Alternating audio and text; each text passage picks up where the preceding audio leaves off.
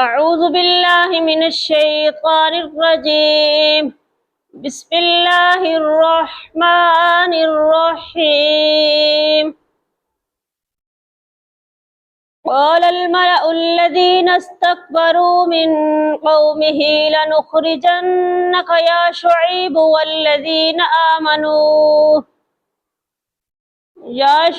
والذين آمنوا معك من قريتنا أو لتعودن في ملتنا. قال أولو كنا كارهين قد افترينا على الله كذبا إن عدنا في ملتكم بعد إذ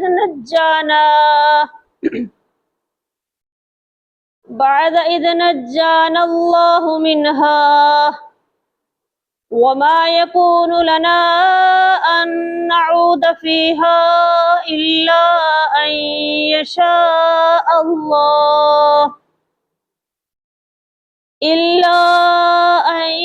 يشاء الله ربنا وسع ربنا كل شيء علما على الله توكلنا ربنا افتح بيننا وبين قومنا بالحق وأنت خير الفاتحين.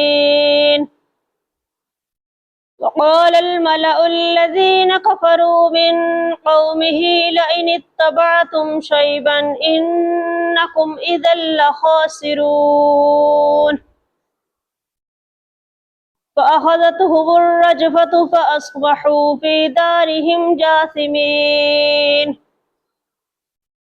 الذين كذبوا شعيبا كأن لم يغنوا فيها. الذين كذبوا شعيبا كانوا هم الخاسرين.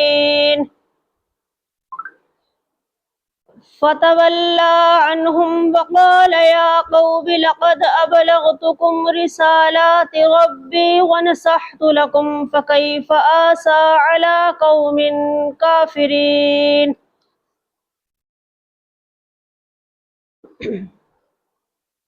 وما أرسلنا في قرية من نبي إلا أخذنا أهلها بالبأساء والضراء لعلهم يضرعون. ثم بدلنا مكان السيئة الحسنة حتى عفوا وقالوا قد مس آباءنا الضراء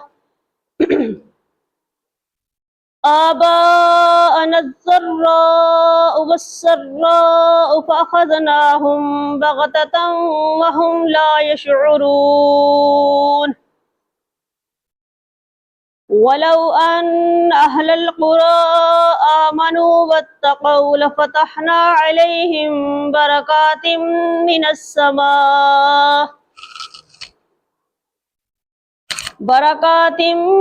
السماء والأرض ولكن كذبوا فأخذناهم بما كانوا يكسبون.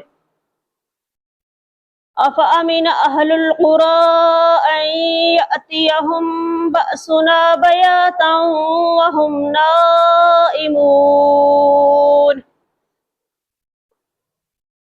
أوأمن أهل القرى أن يأتيهم بأسنا ضحى وهم يلعبون.